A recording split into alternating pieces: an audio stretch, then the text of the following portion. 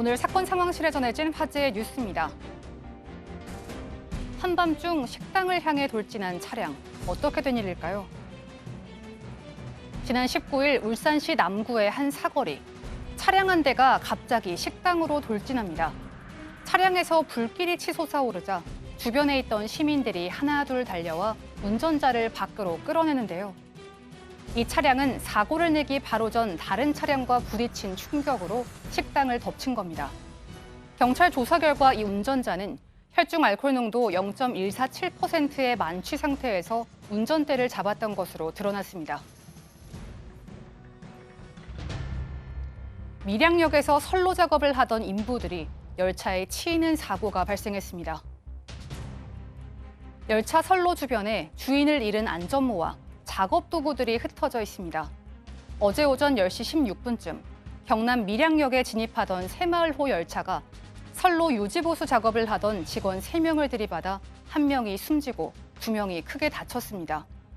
사고 당시 현장 수백 미터 앞에 무전기를 든 열차 감시원이 있었지만 작업 소음으로 인해 무전이 잘 전달되지 않은 것으로 밝혀졌는데요. 경찰과 항공철도조사위원회는 무전 교신이 제대로 이루어졌는지 등 정확한 사고 원인에 대해 조사 중입니다. 아동 음란물 범죄에 대한 한국의 솜방망이 처벌이 논란이 되고 있습니다. 지난 16일 한국경찰청과 미국 법무부 등은 아동 음란물 사이트에 대한 공조수사를 벌여 한국인 223명을 포함한 이용자 310명을 검거했다고 밝혔는데요. 한편 지난해 검거된 이 사이트 운영자인 20대 한국인 남성은 아동 음란물 영상을 22만여 건이나 유통했지만 징역 1년 6개월을 선고받는 데 그쳤습니다. 반면 미국과 영국에서는 아동 음란물 영상을 소지하게만 해도 중형이 선고되는데요. 이로 인해 우리나라에서는 아동 음란물 범죄에 대해 처벌이 너무 가벼운 것이 아니냐는 논란이 일고 있습니다. 자신의 계좌에 잘못 입고된 주식을 팔아치운 삼성증권 직원들에게 회사의 손해를 배상하라는 판결이 내려졌습니다. 법원은 삼성증권이 직원들을 상대로 낸 손해배상 청구 소송에서 유령 주식을 판매한 직원 13명은 47억 원을 배상하라고 판결했습니다. 이들은 지난 2017년 4월 자신의 계좌에 잘못 발행된 유령 주식 534만 주, 모두 1,900억 원대 주식을 내다 팔아 시장에 혼란을 가져왔습니다. 또한 삼성증권은 팔린 만큼의 주식을 다시 확보하는 과정에서 모두 94억 원의 손해를 봤습니다. 한편 재판부는 당시 삼성증권 시스템의 결함과 담당 직원의 실수 등도 사건의 한 가지 원인이 된 점 등을 들어 직원들의 배상 책임을 절반으로 책정했습니다. 지금까지 사건 상황실이었습니다.